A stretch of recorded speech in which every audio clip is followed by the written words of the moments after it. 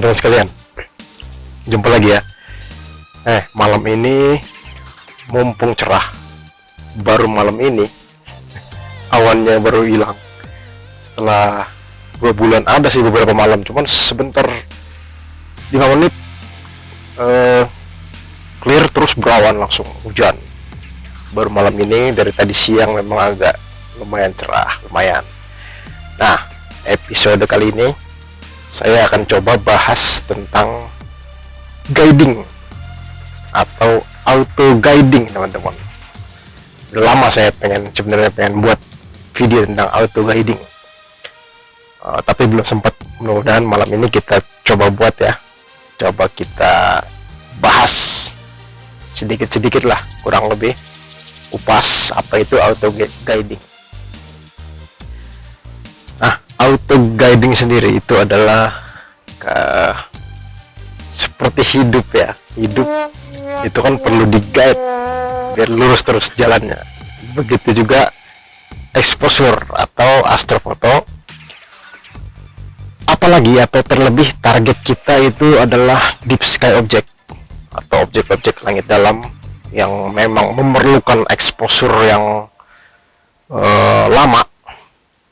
Itu menurut saya pribadi itu mutlak harus di auto guiding. Kenapa? Karena misalnya nih kita foto nebula per frame, satu frame itu sekitar nebula yang redup, sebutlah nebula yang redup, kita foto satu frame itu sekitar 300 detik. Kalau tidak di guiding, apalagi alignment jelek, sudah pasti bubar. Nah, jadi auto guiding atau guiding sangat penting, apalagi untuk target-target tertentu seperti nebula yang redup, deep sky object. Oke, kita mulai aja yang pertama ya. Yang pertama udah pasti yang kita perluin adalah mounting atau mount yang sudah align.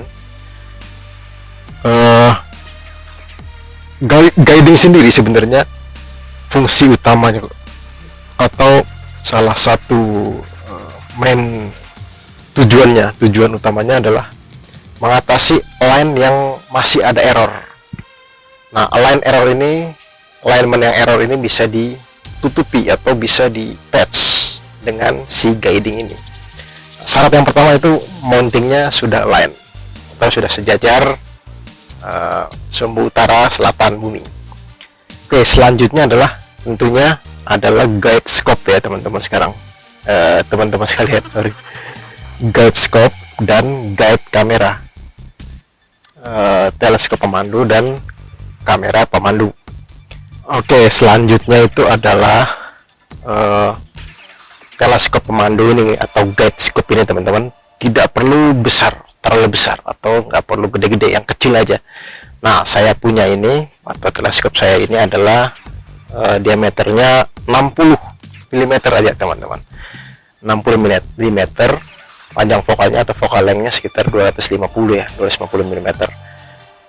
Ini teleskopnya sebenarnya teleskop yang bisa dibilang paling sederhana.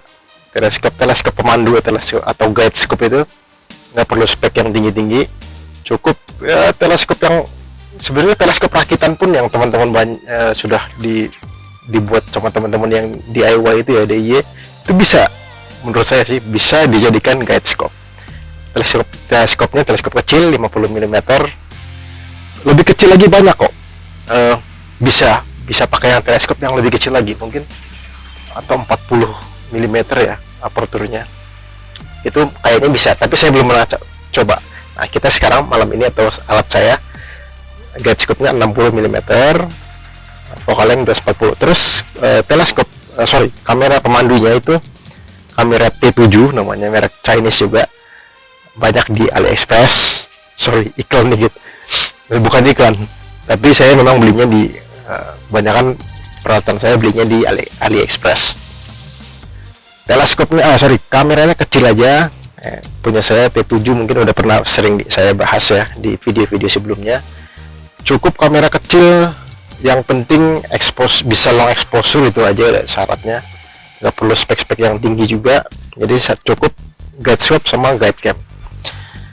guide scope sama guide cam nanti nyambungnya, kamera ini nyambung langsung ke komputer teman-teman sekalian. Si guide cam langsung nyambung ke komputer.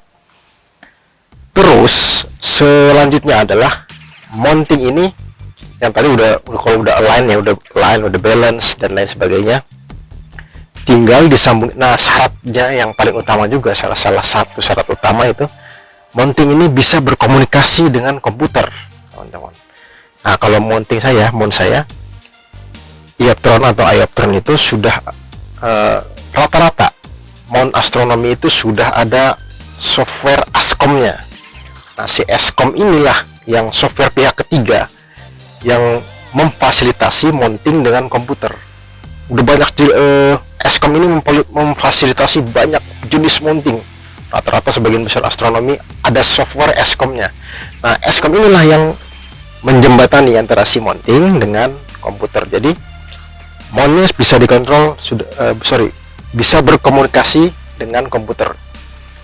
Disitulah peran utamanya si guiding ini. Si komputer akan berkomunikasi, terus akan tracking secara akurat dengan satu target, begitu kira-kira. Udah mulai berawan lagi teman-teman sekalian. Saya dari tadi ngoceh ya, sekitar 10 menit kurang lebih ya, belum sampai sih sebenarnya, ternyata sudah berawan. Gini teman-teman, mungkin kalau memang episode guiding ini sebenarnya kalau saya ngejelasin lumayan panjang. Saya pengennya memang saya bagi jadi 2 episode. Mungkin video yang pertama ini saya akan ngejelasin peralatan dulu, peralatan apa aja yang dipakai sama koneksinya dan segala macam, sama komputer dan lain-lain. Terus yang kedua nanti softwarenya, tanda kutip programnya si guiding ini apa aja. Terus juga dari tadi ini saya ini kan kalau dihidupin, kalau di on kan itu kan harus nunggu GPS-nya loading dulu, menentukan posisi dia. Nah, dari tadi teman-teman, ini loadingnya sekitar udah hampir 20 menit belum oke juga, GPS-nya belum menentukan posisi dia. Saya dari tadi sambil syuting video ini sambil nunggu si GPS loading, sampai saat ini belum loading. Aduh, kocak woy. Sambil kita tunggu loading ya, kita tunggu GPS-nya oke, kita syuting atau jelasin yang lain. Nah, untuk koneksinya sendiri, tadi kan kamera udah connect ke komputer.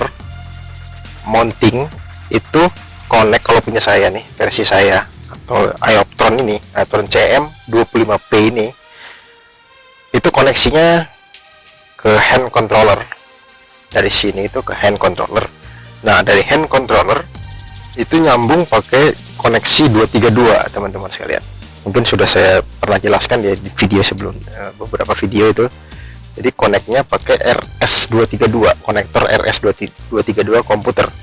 Sebenarnya konektornya apa aja sih, tergantung jenis mountingnya. Yang penting si mounting bisa komunikasi dengan komputer, itu aja. Memang ada ada jenis tipe guiding, komunikasi guiding antara mounting dengan si komputer. Salah satunya tadi mounting langsung ke komputer. Nah, yang kedua itu ada namanya koneksi ST4 teman-teman sekalian. Kalau ingat saya pernah sebutin ya. Nah, di Ioptron saya ini ada port namanya port guide. Nah, port guide ini lah dihubungkan ke kamera pemandu atau guide kamera. Guide kamera sendiri itu ada port ST4 juga. Nah, ST4 itu yang dihubungkan ke port guide ini. Itu sebenarnya sama saja sih, cuman metodenya sebenarnya sama saja dengan direct guide atau guiding langsung dari kamera dengan ST4, itu sama saja. Tetapi bisa dibilang kalau pakai ST4 itu bisa dibilang adalah cara yang lebih kuno lah ya, lebih lama, yang paling kesini atau yang paling sederhana atau lebih simpel itu dengan si mounting ini langsung connect ke komputer. nggak pakai port di ST4 lagi, udah nggak pakai lagi. ST4-nya dalam arti kata atau dengan kata lain adalah ST4 itu udah nggak dipakai lagi, tidak diperlukan lagi. Kacau nih teman-teman, kelihatan ya GPS-nya nih masih on, posisi on terus. Waduh, dari tadi ini kita belum bisa lanjut nih. Saya matiin dulu teman-teman sekalian, saya reset dulu ya, mountingnya saya reset. Mountingnya kita matiin dulu bentar, terus kita hidupin lagi ya, biar GPS-nya nggak error.